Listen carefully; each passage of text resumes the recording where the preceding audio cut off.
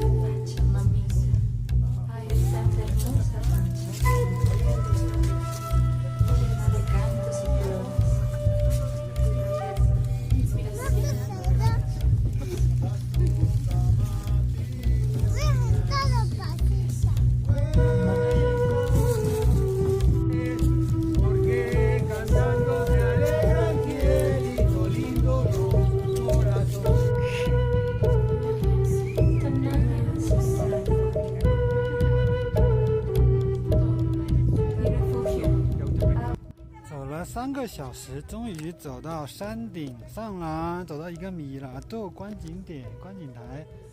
然后我们要去的那个村子就在下面，那里，远处那边，那边是一个火山，但是现在看不见，在波波卡德贝克被云挡住了。其实日出的时候可以看见。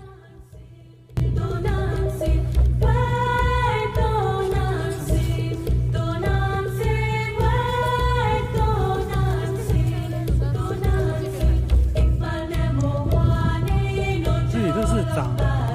仙人掌的，这个仙人掌是可以吃的，上面那个嫩的小